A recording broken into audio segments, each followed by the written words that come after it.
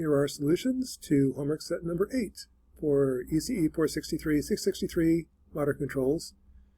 This homework set looks at observers, full order observers. The problem we're looking at is a cart and pendulum system. So going into MATLAB, here's kind of what she looks like. What I want to do is come up with a feedback control law to balance an inverted pendulum, have a settling time of 6 seconds, 10% overshoot the step response, and do that while only measuring position and angle. So how do I do that? Well, the first step is, given the dynamics for the system, find a feedback control law that meets your requirements. Part of the separation principle says that you do not need to worry about the observer. Assume everything's measurable, come up with the feedback control law.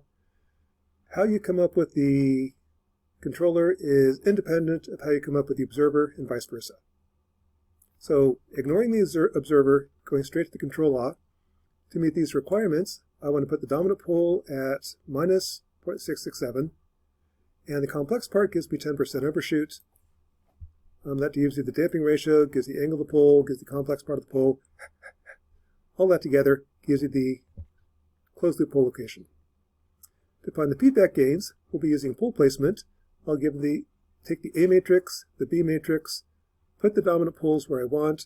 The other two poles go somewhere out of harm's way. Here's Kx. As a check, the eigenvalues of A minus B Kx are right where I put them. Looks like Kx is correct. To find Kr, make the DC gain 1, find the DC gain without Kr, adjust to make the DC gain 1, and here's Kr. I can now check the closed loop system step response for the linear system. Here's the closed loop A matrix, B matrix, C and D don't change. Take the step response, and it should work about what I expect. 10% overshoot, settling time is about 6 seconds, no error for step input. Undershoot I don't like, but that's just how the system behaves. I could then check that on the nonlinear system. Get there. So here's my Kx, Kr. I'm going to simulate it. I'm feeding back the actual states. The observer kind of ignore for now. Give a step input. I've got my 10% overshoot. Comes back. Negative step. 10% overshoot. Comes back. Okay, looks like a good control law. Next step, design a full order observer. I want this to be 2 to 5 times faster, so place the dominant pole at minus 2, plus J2 for just because. 45 degrees tends to work well. That's a Kalman filter in the limit when you get to it, but pick where you want to put the dominant pole. Here's the other poles.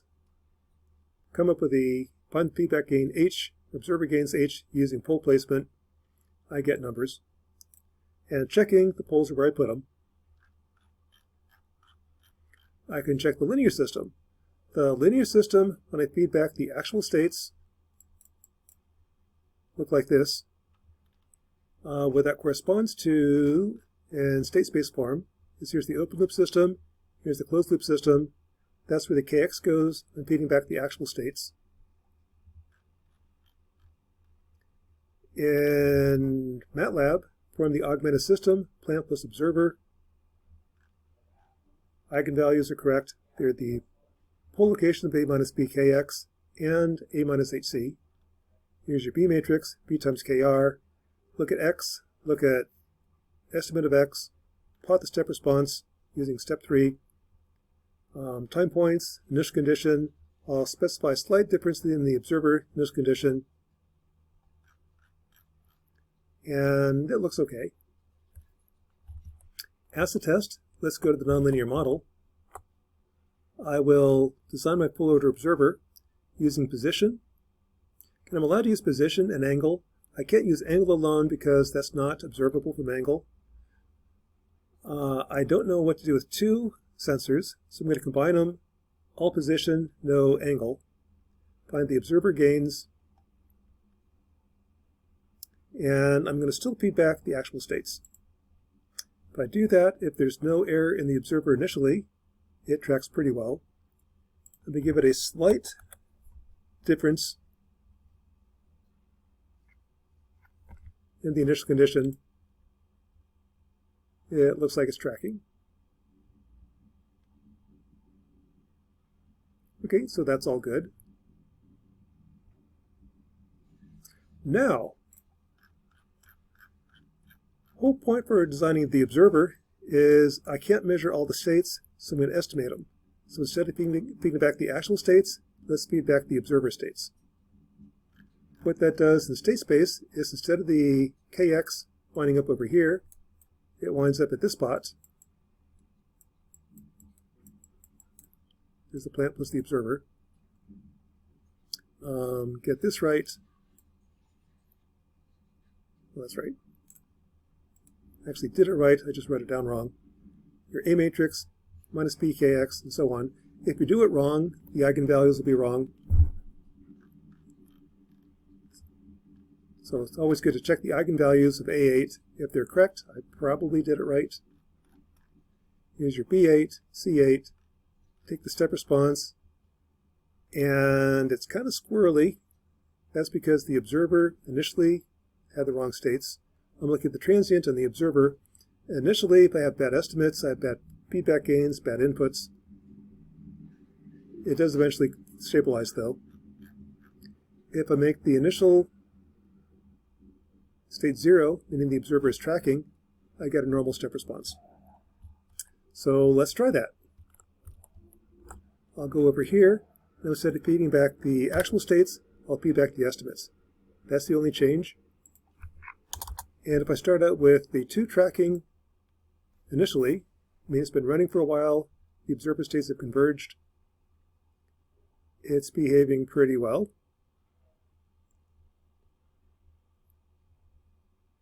If I give it a small difference in the initial conditions, and just went unstable. Let's make the difference smaller. Okay, can't handle that.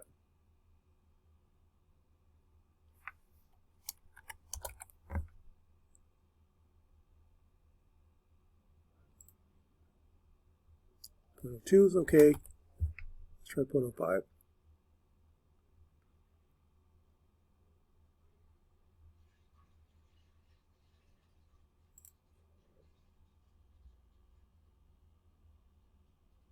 Nope, didn't like that one.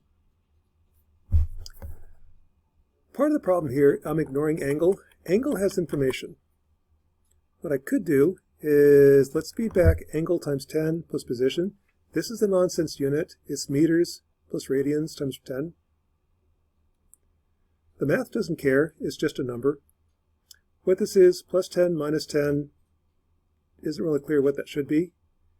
If I make that plus 10, it actually seems to work a little bit better. I'm using the angle information, creating this kind of weird variable, meters plus 10 times angle. It actually kind of likes that. I could make it minus 10 times angle. I just have to include that angle information. A problem with pole placement is I can handle a single input, or for observers, handle a single sensor. If I have 2 sensors, I don't really know what to do. I could ignore one sensor, I could combine them into a weird unit, like here, angle minus 10 times radians, and it seems to work better. It isn't really clear how you handle 2 different sensors. There is a way to do it. We'll cover that later in the semester. But for now, I got to have angle, because otherwise it's not observable, or position, this number. Angle, you could ignore on paper. It works a little bit better in practice if I include that. But the net result is I have a full order observer, and only measuring position and angle, I'm able to stabilize a current pendulum system. That's homework set number 8 for modern control.